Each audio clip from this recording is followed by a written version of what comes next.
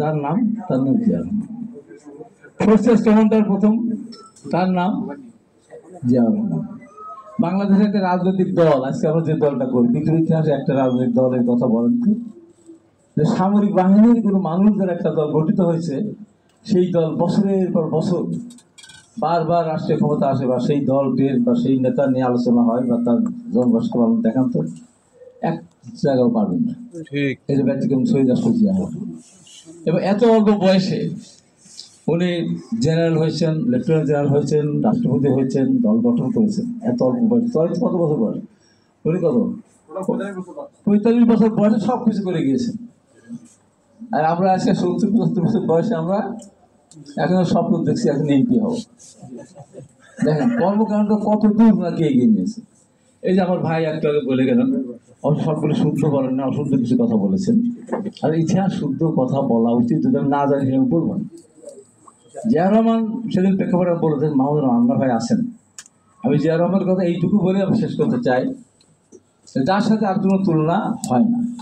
আর আজকে যে জিয়া রহমানের জন্মবার্ষিকীর আলোচনার অনুষ্ঠানের পাশে থাকতো আরো ভালো হতো।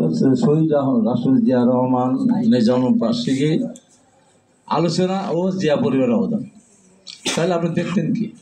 তিনটা ঘটনা দেখেন। মহান মুক্তিযুদ্ধের সময় জাতি যখন মহাসংকটে, সেই মুহূর্তে সেই রাষ্ট্রপতি জিয়া রহমান সেদিন জাতির উদ্দেশ্যে, সেদিন জাতির পক্ষে দাঁড়িয়েছিলেন, জাতির উদ্দেশ্যে ঘোষণা দিয়েছিলেন, স্বাধীনতার ঘোষণা 27 মার্চ দিয়েছেন কলকাতা থেকে। কিন্তু 25 মার্চ দিবাগত রাত্রেই উনি বিদ্রোহ ঘোষণা করেছিলেন। সেই জন্য স্বাধীনতার এই যে বলা হয় যে স্বাধীনতা দিবস কবে, 27 মার্চে জিয়া রহমান ঘোষণা দিয়েছে কালকার ভেতর, এটা সত্যি ঘটনা। 26 মার্চ কেন? 26 মার্চ এই কারণে যে 25 মার্চ রাত পার হয়ে যাওয়ার পরে জিয়া রহমান বিদ্রোহ করেছেন, তার মানে 26 মার্চ, এই জন্য 26 মার্চ স্বাধীনতা। আবার দেখেন যে 1975 সালের নভেম্বরে যে ঘটনাটা ঘটল, সেই ঘটনার পর শহীদ রাষ্ট্রপতি জিয়া রহমান তখন বন্দী ছিলেন, তৎকালীন খালেদ মোশাররফ তাকে বন্দী করেছিলেন। ওই দিন যদি শহীদ রাষ্ট্রপতি জিয়া রহমান বের আসতে না পারতেন, এবং যদি উনি ক্ষমতার পাদবীতে আসতে না পারতেন, সেদিন বাংলাদেশের অবস্থান কী হতো? ক্যান্টনমেন্টে স্লোগান হতো, সে পাচ্ছে ভাই ভাই, হাবিলদারের উপর অফিসার নেই। মেজর র্যাঙ্কে যারা ছিলেন তাদেরকে হত্যা করা শুরু করেছিল তৎকালীন সেনাবাহিনী লোকেরা। একজন মহিলা ডাক্তার মেজর হওয়ার কারণে তাকে হত্যা করা হয়েছিল।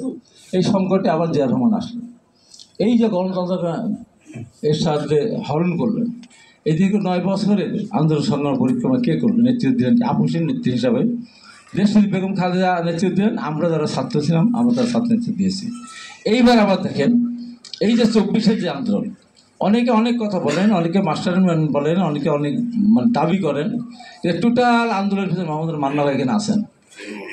আমাদের নেতা তারেক রহমান যেভাবে পিছন থেকে সব কিছু যোগান দিয়েছেন, যেটা যে ওই তারিখ বলেছে, একটা ছাত্র তারিখ না, সে বিস্তারিত বলেছে যে তারেক রহমান এই আন্দোলনের পিছনে কত কীভাবে ভূমিকা পালন করেছেন। আমিও তখন আবার ছিলাম, কীভাবে নির্দেশন দিয়েছেন।